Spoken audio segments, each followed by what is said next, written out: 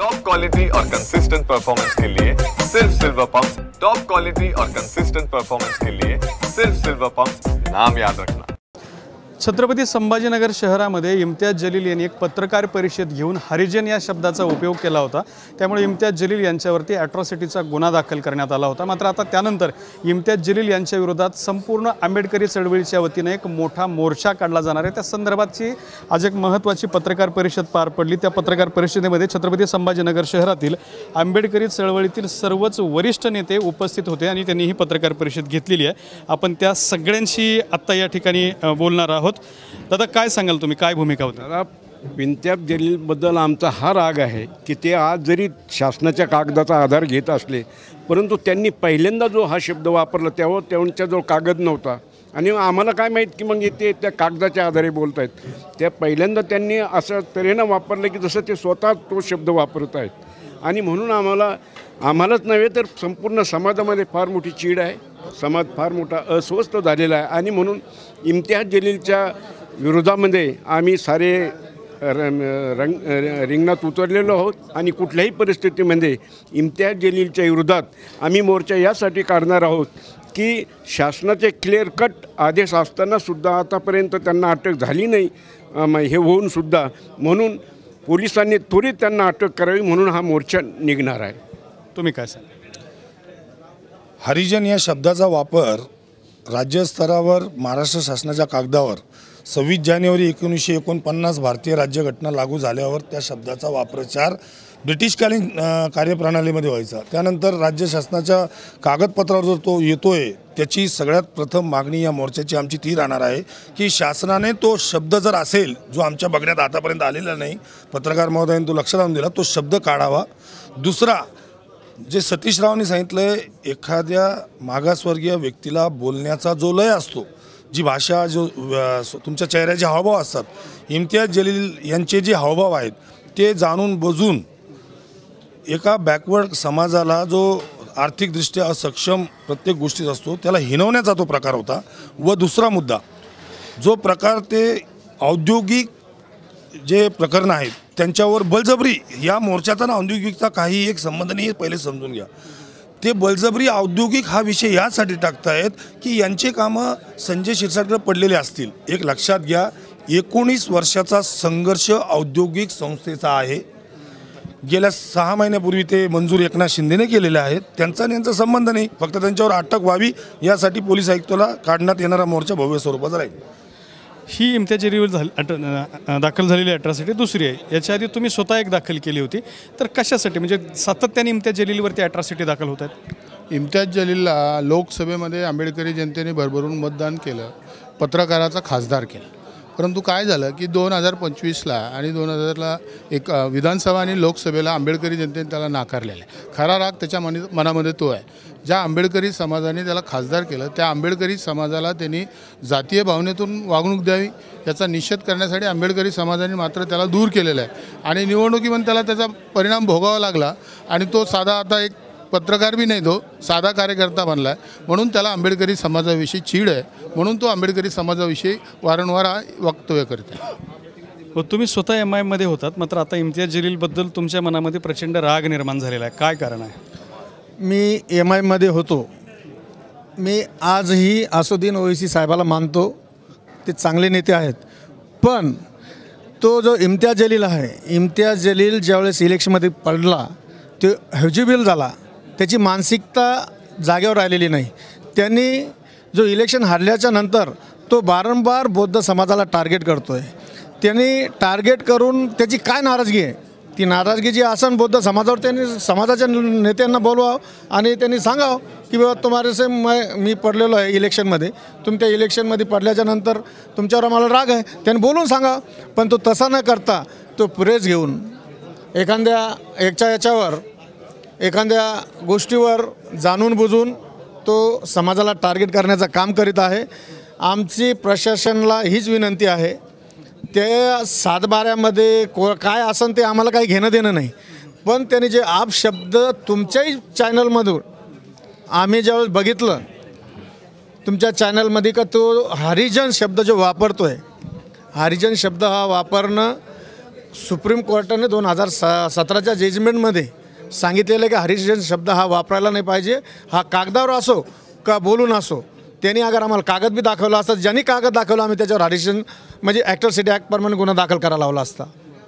पण इथलं पोलीस प्रशासन काय आहे की एवढं शांत बसलेलं आहे का तो पोलिसाला बी चॅलेंज करू लागला, पोलिसाला सांगू लागला की तुम मुर्दे है, तुम कुछ नहीं कर सकते, मैं अटक हो जाऊंगा, मैं जामीन नहीं लूँगा. अरे इंदिरा गांधीला तुम्ही अटक करू शकता, तुम्ही बाकीच्या ह्या सगळ्या गोष्टी म्हणजे जितके राजकीय आहेत, आज आमदार सारखा एक माणूस हर्सुल जल्ला आहे, बाकीचे सगळ्या गोष्टी आहेत आणि हा काय लागून गेला आहे. तुम्ही ह्या दोन समाजामध्ये तेढ निर्माण करतो आहे. आम्हाला मुस्लिम समाजाबद्दल राग नाही, मुस्लिम समाज हा चांगला आहे, हा आमचा भाऊ आहे, मुस्लिम समाजाबद्दल आम्हाला राग नाही.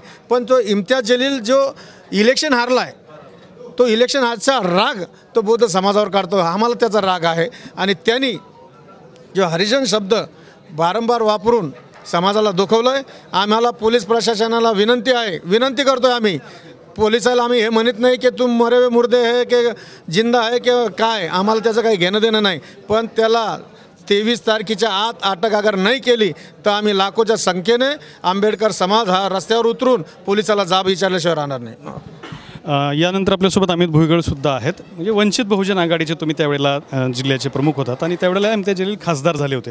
आता तुम्ही मोर्चा काढताय, मोर्चा कुठून कुठपर्यंत निघणार आहे, कसा निघणार आहे, काय पद्धतीचं नियोजन आहे? असं आहे की ह्या ज्या भावना आमच्या दुखवलेल्या आहे मागासवर्गीय समाजाच्या, त्या भावना प्रचंड तीव्र अशा आहे.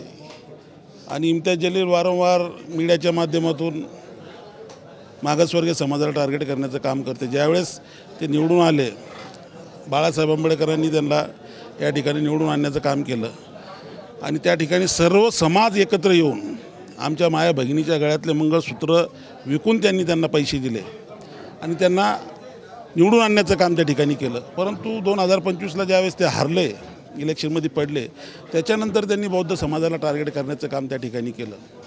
त्यांची लढाई कोणासंग चालू होती काय आहे त्याच्याशी आमचं कोणाचं काही घेणं देणं नाही. परंतु हरिजन म्हणणं, 5-5 हजार रुपयावर विकणारे म्हणणं, कधी दलाल म्हणणं, या असे शब्द ते समाजाविषयी मागासवर्गीय समाजाविषयी वापरत आहे. मला एवढंच म्हणायचं आहे की रस्सी जल गई मगर बल नाही झाला. यांचा बोलता धनी कोण आहे? कदाचित मला असं वाटतं यांनीच लोकांच्या सुपाऱ्या घेतल्या, BJPने एखाद्या सुपारी दिली असं मला वाटतं आणि त्या ठिकाणी यांना काम दिलेलं आहे. हे आपल्या सर्व पत्रकारांना पण माहिती आहे ते काय म्हणून आणि काय काम करतात. या इम्तियाज जलीलला जर अरेस्ट झाली नाही तर 23 तारखेला लाखोच्या संख्येने हा मोर्चा निघणार आहे आणि संपूर्ण मराठवाड्यात. आता बघा तुम्ही, आत्ता प्रेस कॉन्फरन्सला होते, इथं किती हजारो लोक आलेले, हे सब काही मराठवाड्यातून सुद्धा लोक आलेले. हा मोर्चा भविष्य भविष्य प्रचंड मोठा मोर्चा निघणार आहे. मला एवढंच म्हणायचं आहे की इम्तियाज जलीलला जी बौद्धांविषयी जी चीड निर्माण झालेली आहे, इलेक्शन हारलं, इलेक्शन येत असतात जात असतात, पण त्या काही बौद्धांनी तुम्हाला निवडून बी आणलं. बुद्धोनं भविष्य निवडून येणाऱ्या लोकसभामध्ये तुम्ही खासदार बी झाले आणि तुम्ही आता पडले तर बौद्धांना टार्गेट करण्याचं काम त्या ठिकाणी करू लागले.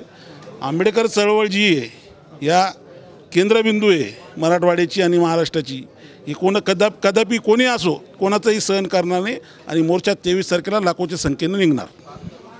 तुमच्यासाठी प्रश्न असा आहे की इम्तियाज जलील ज्यावेळेला प्रेस घेतो त्यावेळेला त्याने एक हातात कागद आणला होता, तो कागद आम्हालाही त्याने दिलेला आहे. त्या कागदावरती लिहिलेला आहे हरिजन.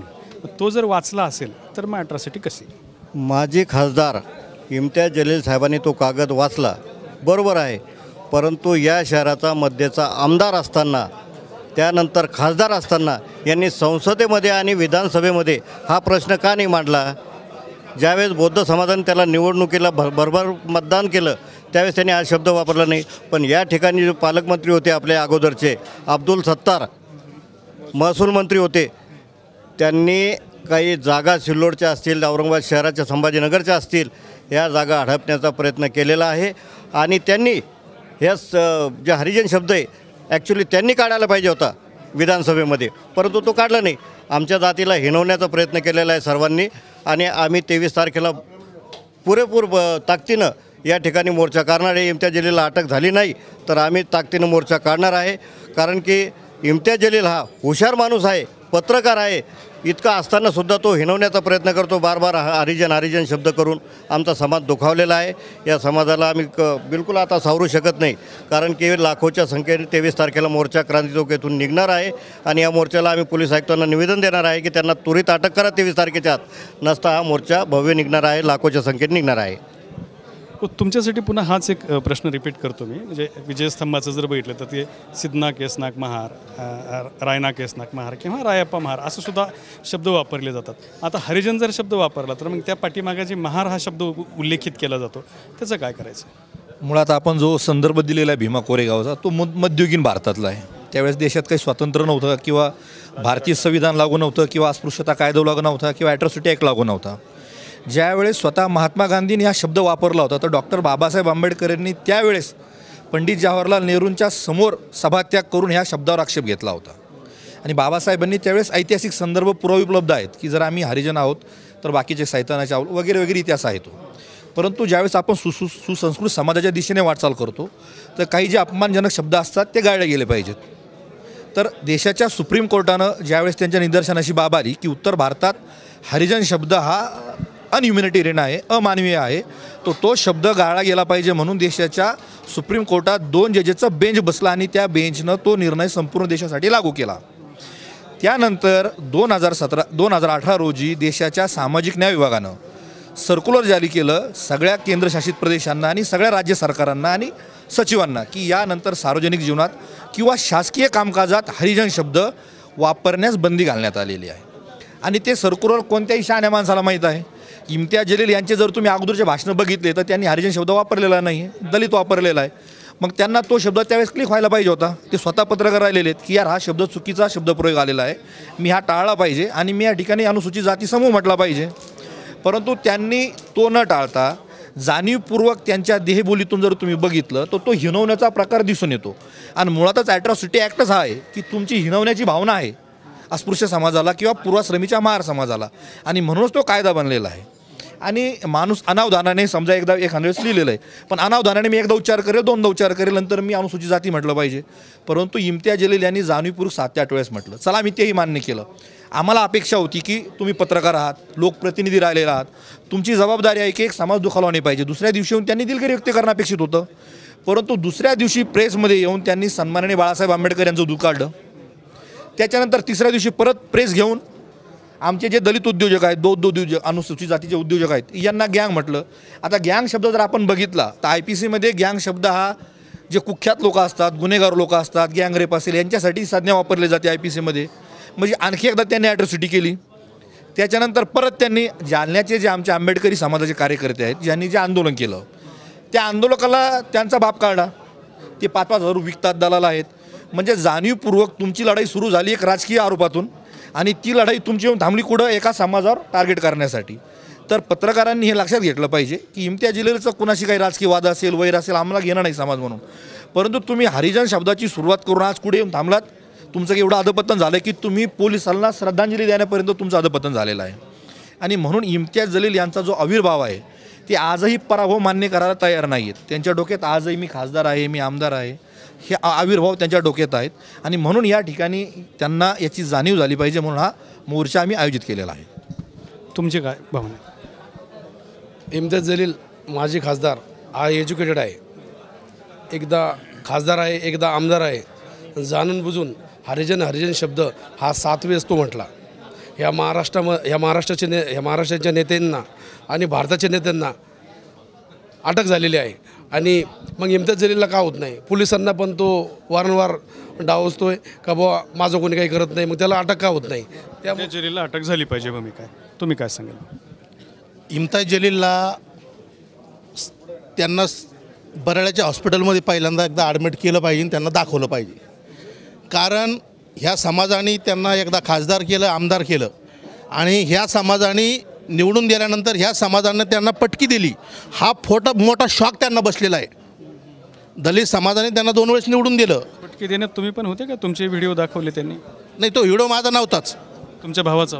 हां, आता तो माझ्या भावाचाही नव्हता. आता तो तपासायला लागेल नेमकं कोणाचा होता. पण गेल्या 2-4 महिन्याच्या अगोदर ह्या इम्तियाज जलीलनं आंबेडकरी समाजातल्या महिला ह्या 500 रुपयात विकल्या जातात. हा अपशब्द वापरला होता. निवडणूकमध्ये खासदारकीला पडल्यापासून त्यांचं दिमाग थोडं खराब झालेलं आहे आणि आता वेगळ्या भाषा दलित समाजाबद्दल ते बोलत आहेत. तर इम्तियाज जलीलला त्यावेळेसही त्यांच्या तोंडाला काळं लावण्याचं काम मी स्वतः आंबेडकर नगरला आंबेडकर चौकामध्ये केलं होतं आणि त्यांच्या घरामध्ये घुसून देखील त्यांना तोंडाला काळं लावण्याचा त्या देखील आम्ही प्रयत्न केला होता, पण पोलिसांनी अडवलं होतं. वारंवार दलित समाजाच्या विरोधामध्ये वक्तव्य करणं हे इम्तियाज जलीलला खूप महागात पडणार आहे, कारण त्यांना ह्या संभाजीनगरमध्ये राहणं देखील मुश्किल होणार आहे. म्हणून माझी पोलीस प्रशासनाला विनंती आहे की 23 तारखेच्या अगोदर इम्तियाज जलील यांना अटक करून त्यांना सेंट्रल जेलमध्ये पाठवण्यापेक्षा बराळ्याच्या हॉस्पिटलमध्ये कमीत कमी 3 महिने बेड रेस्ट करून त्यांचं ट्रीटमेंट त्यांना दिलं पाहिजे. म्हणजे त्या शॉकमधून ते बाहेर आले पाहिजे. त्यांना आजही वाटतं की मी इम्तियाज जलील खासदार आहे, आजही वाटतं की मी आमदार आहे, हे भूत त्यांच्या डोक्यातून काढलं पाहिजे. म्हणून त्यांना ट्रीटमेंटची गरज आहे. तर अशा पद्धतीने हे सगळे आंबेडकरी चळवळीतील मोठे नेते होते ज्यांनी इम्तियाज जलील यांच्या विरोधामध्ये संताप व्यक्त केलेला आहे आणि 23 तारखेला इम्तियाज जलील यांच्या विरोधात मोर्चा काढण्याचा निर्धारसुद्धा केला आहे. कॅमेरामॅन अमित आडेसोबत दत्ता कानवटे, TV9 मराठी, छत्रपती संभाजीनगर.